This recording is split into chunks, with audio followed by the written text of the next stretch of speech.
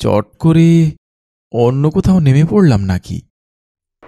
Train চলে গেলে কিছুক্ষণ ফ্যালফ্যাল করে তাকিয়ে রইলাম চারদিকে। মানুষজন নেই, গাছপালাও নেই তেমন একটা। এই কেমন জায়গা? না, ভুল হয়নি তো। ওই তো হলুদ বোর্ডে লেখা আছে ঘুমঘুমি। দেখে স্বস্তি পেলাম। তারপর চোখে পড়ল একটা লোক স্টেশনের উঁচু খোলামেলা বারান্দায় দাঁড়িয়ে আছেন। কোনো যাত্রী নামেনি আমি ছাড়া। টিকিট নেওয়ার জন্য কেউ নেই। স্টেশনের পেছনে কোয়ার্টারটাও চোখে পড়ল। তখন নিচু প্ল্যাটফর্মে আস্তে আস্তে হেঁটে স্টেশন ঘরের দিকে এগিয়ে গেলাম। বলা বাহুল্য, খুব হতাশ হয়ে গেছি। এমন একটা অখাদ্য নির্জন স্টেশনে অরুণ মামা থাকেন ভাবতেই পারিনি। চারদিকে রুক্ষ মাঠ, কদাচিৎ দূরে একটা গাছ, সেও একেবারে ন্যাড়া। আর এদিক ওদিক তাকিয়ে দেখি ছোটখাটো পাহাড় বা টিলা। রেললাইনটা এই মাঠ পেরিয়ে দিগন্তে মিশে গেছে। কেমন যেন একটা শূন্যতা খা খা করছে চারপাশে। রেলের পোশাক পরা লোকটি আমার দিকে তাকিয়েছিলেন, মুখে দাড়িগোঁফ ভর্তি। স্টেশন মাস্টার অরুণ রয় কি আছেন, নাকি বদলি হয়ে গেছেন? এই কথা জিজ্ঞেস করার কারণ, অরুণ মামা আমাকে আসতে বলেছিল সেই পুজোর পর, আর এখন কিনা বৈশাখ মাস। তারপর এতদিন আর কোনো চিঠি লেখালেখি হয়নি। ভদ্রলোক আমার কথা শুনে ভুরু কুঁচকে বললেন, বদলি হবেন মানে? তিনি বহাল তবিয়তেই আছেন। তুমি কোথা থেকে এসেছ? আগে কলকাতা থেকে। অরুণবাবু আমার মামা হন। শুকু, তুই? ওরে, তুই এত বড়টি হয়ে গেছিস রে। তোকে যে চেনাই যাচ্ছে না রে। ও মামা, আপনাকে তো চেনাই যাচ্ছে না। দাড়িগোঁফ রেখে একেবারে সাধু সন্ন্যাসী হয়ে গেছেন যে। বজুয়া, এ কে এসেছে দেখেছিস? আমার ভাগ্নে সুকুমার। ভজুয়া আমাকে সালাম দিয়ে হাসল। অরুণ মামা বললেন, বাবা ভজুয়া, আমি একে নিয়ে কোয়ার্টারে যাই, তুই থাকিস। সন্ধে 6টার ডাউন আসার সময় হয়ে গেল, সিগন্যাল দিয়ে রাখ। ওকে আরও কিছু নির্দেশনা দিয়ে অরুণ মামা আমাকে নিয়ে চলতে থাকলেন। গেট পেরিয়ে একটা চটানের মতো জায়গা, একটা কুয়ো আছে দেখলাম। কুয়োটার কাছে একটি দোহাতি মেয়ে বালতি করে জল তুলছিল। বলতো এ কে? বলতে পারলি না তো? আমার ভাগ্নে রে ভাগ্নে, কলকাতা থেকে এসেছে। তুই জল তুলে একটিবার আসবি, বুঝলি?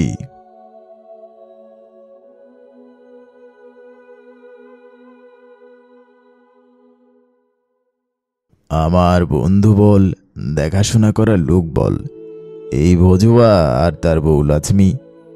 একজন খালাসি ছিল জাহাটুয়া নামে, সে বেটা অনেক চেষ্টা করে বদলি নিয়েছে, আর নতুন লোক আজ অবধি এলো না। কেউ এই ঘুমঘুমি স্টেশনে আসতে চায় না, বুঝলি? কেন মামা? কেন বুঝতে পারছিস না শুকু? এই পাণ্ডবর্জিত নির্জন জায়গায় কি কেউ থাকতে চায়? কিছুক্ষণের মধ্যেই মানুষ এখানে হাঁপিয়ে উঠবে। আপনি আছেন যে, তাছাড়া ওই যে ভজুয়া, তার বউ তো আছে। এর কোনো স্পষ্ট জবাব দেওয়া সত্যি কঠিন। শুধু এইটুকু বলতে পারি, নির্জন জায়গায় থাকতে কোনো কোনো মানুষের ভালো লাগতে পারে। যেমন আমি, প্রথমে কিছুদিন ভালোই লেগেছিল, তারপর আস্তে আস্তে খারাপ লাগতে শুরু করলো। তখন পড়াশোনায় মন দিলাম। রাজ্যের বইপত্তর কিনে আনি জংশন শহর থেকে, আর পড়ি। তারপর সয়ে গেল সব।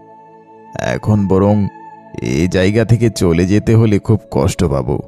যাকগে, ওই 48 ঘন্টা জার্নি করে ক্লান্ত। বারান্দায় বালতিতে জল আছে, হাত মুখ ধুয়ে নে, আমি চা জল খাবারের জোগাড় করি। বুঝতেই তো পারছিস সপাকে খাই, কিন্তু আমার রান্নার স্বাদ পেলে আর কলকাতায় ফিরে যেতে ইচ্ছে করবে না তোর।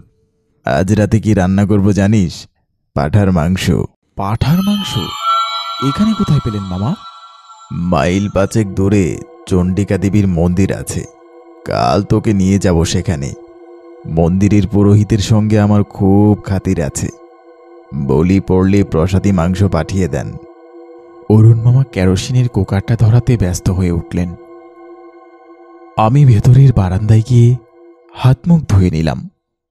ক্লান্তি দূর হয়ে গেল। উঠোনের কোনোয় প্রাচীর ঘেঁষা একটা প্রকাণ্ড জবা গাছ, বড় বড় ফুল ফুটেছে। এই রুক্ষ নিরস শ্রীহীন তেপান্তরে এই ফুলগুলোকে দেখে কি যে ভালো লাগলো। ফুলগুলো যে সত্যিকারের ফুল সেটা বিশ্বাস করাই কঠিন। চোখ জুড়িয়ে যাচ্ছে তো বটেই, এমন গোলাপি পাপড়ি এবং হলদে পরাগের জবা এর আগে কখনো দেখিনি। তার চেয়েও আশ্চর্যের ব্যাপার, জবা ফুলে গোলাপের মতো মিঠে ঝাঁঝালো গন্ধ কেন? কাছে গিয়ে খোঁজ নিচ্ছিলাম পাশে কোথাও গোলাপ আছে নাকি, কিন্তু না, আর কোনো গাছ নেই। শুধু এই একটাই জবা গাছ, তাও প্রকাণ্ড। তাজ্জব হয়ে ভাবছি, একটা নতুন ব্যাপার দেখলাম তাহলে। জবা ফুলে গোলাপের গন্ধ। ঠিক সেই সময় প্রাচীরের ওপারে এক 10-12 বছরের মেয়ের মাথা দেখা গেল। আমি চমকে উঠলাম। ততক্ষণে সূর্য ডুবে অন্ধকার হয়ে গেছে। মেয়েটি হাসি মুখে আমার দিকে হাত বাড়িয়ে দিল। তার কুকরানো চুল হালকা লালচে, চোখের রং নীল, মেম সাহেবদের মতো গায়ের রং ধবধবে ফর্সা। কোথায় থাকো খুকুমণি? ফ্রক পরা খুকুমণিটি হেসে বাইরের দিকে আঙুল তুলে দেখালো। কিন্তু বাইরে তো কোনো বাড়ি দেখিনি কোথাও। একটা ছোট্ট ঘর অবশ্য আছে বটে, সেখানে সম্ভবত ওই ভজুয়া থাকে। তাহলে ভজুয়ার ওই মেয়ে। যেই ফুল ভাঙতে হাত বাড়িয়েছি, ও কি করছিস শুকু? ফুল তুলছিস নাকি? কখনো ওই কাজটা করবি না বাবা। ওই ফুলগুলো মানসিক করা। প্রতিদিন সেই চণ্ডিকার মন্দিরের লোকরা এসে নিয়ে যায়। মামা, ওই মেয়েটা ফুল চাচ্ছিল কিনা তাই। মেয়েটা? কোন মেয়েটা? ওই যে, বলেই আমি পাঁচিলের দিকে মুখ তুলে তাকালাম, কিন্তু কাউকেই দেখতে পেলাম না। তাহলে নিশ্চয়ই বেচারি লাফ দিয়ে পালিয়ে গেছে অরুণ মামার ভয়ে। একটা কথা বলি শোন শুকু, ঘুমঘুমি বড় অদ্ভুত জায়গা। এখানে অনেক কিছু দেখবি, কিন্তু সাবধান, মাথা ঠিক রাখবি। অনেক কিছু দেখব মানে? ওই মেয়েটাকে জানিস? আগেকার অ্যাংলো ইন্ডিয়া স্টেশন মাস্টারের ছোট মেয়ে মঞ্জু। 10 বছর আগে মঞ্জু ট্রেনে কাটা পড়েছিল। আনমনে লাইনের উপর খেলা করছিল, ট্রেনের হুইসেল শুনতে পায়নি।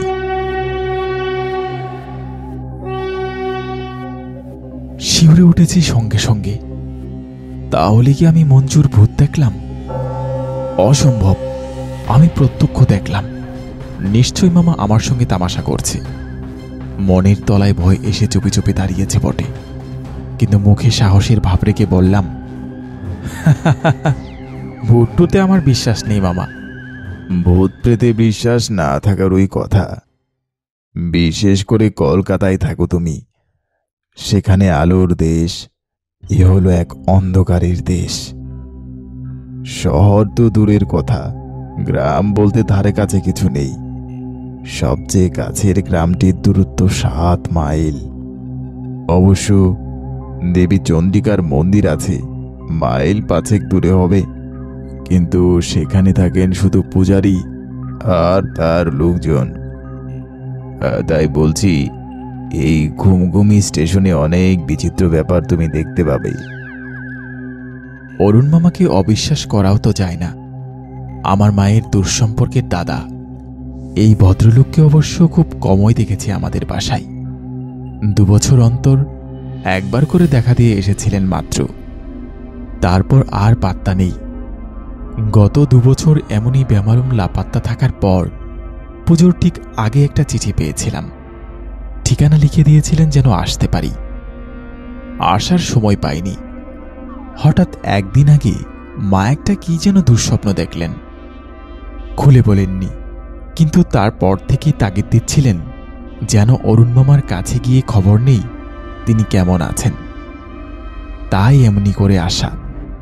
কিন্তু এই অল্প স্বল্প পরিচয়ে অরুণ মামাকে যতটুকু জেনেছিলাম মনে হয়েছিল উনি বেশ জেদি, গম্ভীর প্রকৃতির এবং সাহসী মানুষ, যাকে বলে টান পিঠে। এখনো বিয়ে করেননি, কাছের আত্মীয় স্বজন কেউ কোথাও নেই, একা থাকেন বরাবর। ওনার মতো মানুষের জন্য এই ঘুমঘুমি একটি আদর্শ জায়গায় বলা চলে। কিন্তু এমন ভুতুড়ে পরিবেশের মধ্যে উনি আছেন কেন, বেশ অবাক হলাম। তাহলে মনযোগে আপনি অনেকবার দেখেছেন? খুব জ্বালাই বুঝি? হ্যাঁ, বড্ড পাজিমি, সারাক্ষণ জ্বালায়। স্টেশনে আপন মনে কাজ করছি, হঠাৎ কাগজপত্র ছড়িয়ে ছিটিয়ে পালায়।